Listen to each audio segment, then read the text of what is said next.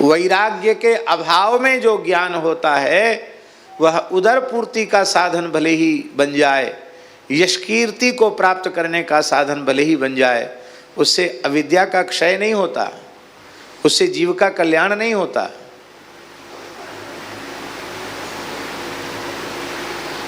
हमारे यहाँ तो यहाँ तक लिखा है छंदांसेनम मृत्यु काले त्यजंती, एनम छंदांसी मृत्यु काले त्यजंती।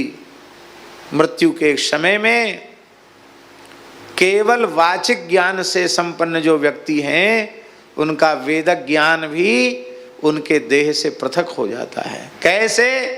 बोले शकुंता पक्ष जाता शकुंता नीडम इव, जैसे जिन पक्षियों के पंख उग आए हैं वे घोंसला छोड़कर उड़ जाते हैं, ऐसे ही वैराग्य विहीन व्यक्ति का ज्ञान मृत्यु के क्षण में उसके काम नहीं आता है।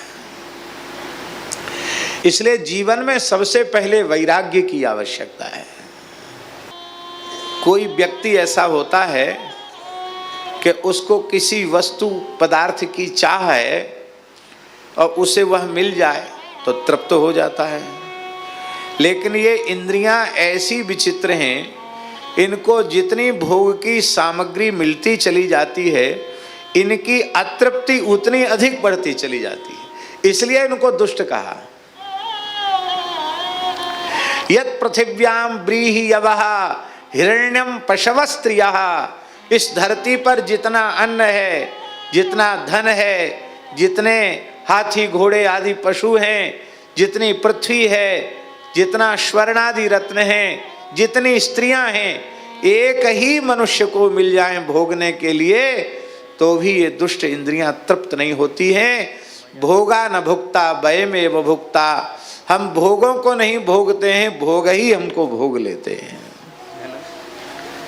इंद्रियों की भोग की तृष्णा कभी जीर्ण नहीं होती है। विनय पत्रिका में गोस्वामी जी ने कहा घटे न काम अग्नि तुलसी कह विषय भोग बहु गीते, न जातु कामः कामानाम उपभोगे न शाम्यति, हविषा कृष्ण वर्तमेव भूय एवाभिवर्धते। अच्छा एक बात बताएं महाराज जी कि यह शरीर पहला शरीर तो नहीं है, इसके पहले कितने जन्म हो चुके हैं इसकी सूची किसी के पास उपलब्ध नहीं है, और सबसे पहली सृष्टि कब बनी इसका निर्णय भी कोई नहीं कर सकता, क्योंकि धाता यथा पूर्वम कल्पयत्। सृष्टि की परंपरा अनादिकाल से चली आ रही है।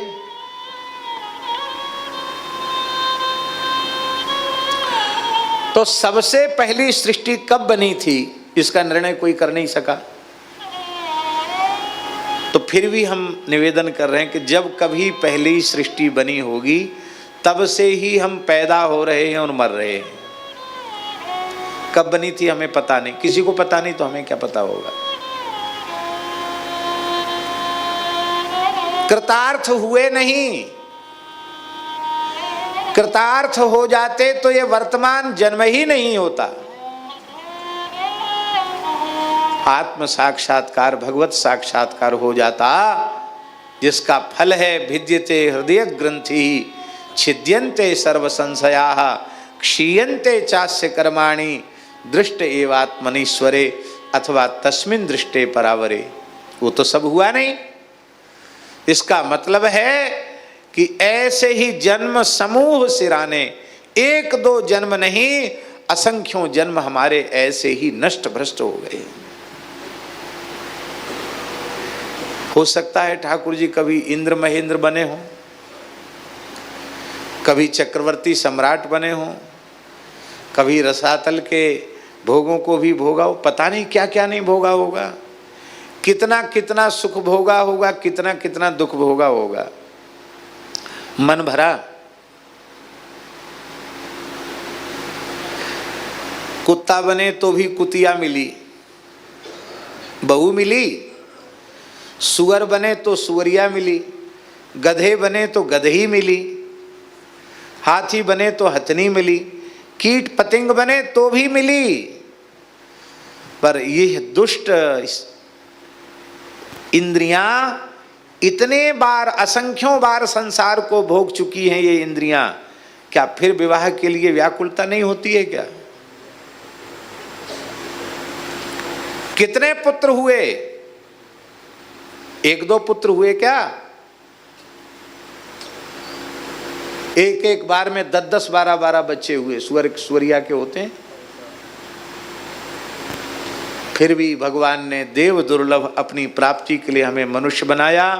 हम भजन के लिए व्याकुल नहीं हैं, हम भोग के लिए व्याकुल हैं, हम पुत्र के लिए व्याकुल हैं, हम स्त्री के लिए व्याकुल हैं, हम धन के लिए व्याकुल हैं, हम यश कीर्ति के लिए व्याकुल हैं। किसकी यश कीर्ति रही?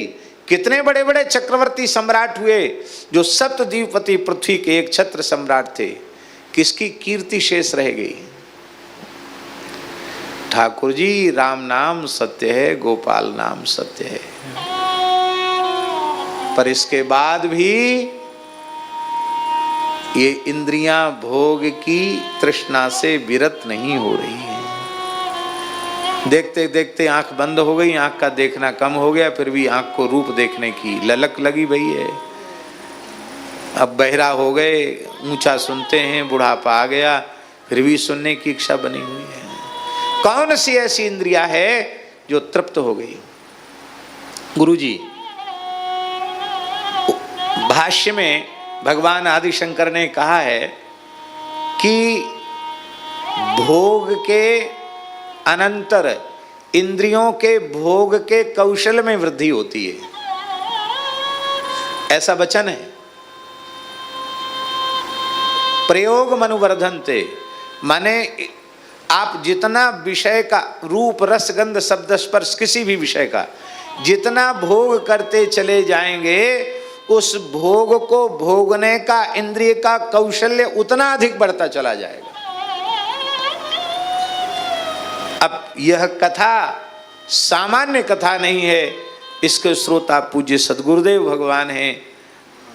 कहां तक कहें महाराज जी, योगियों ने साधन के 84 आसन निर्धारित किए, तो भोगियों ने भोग के भी 84 आसन बना दिए।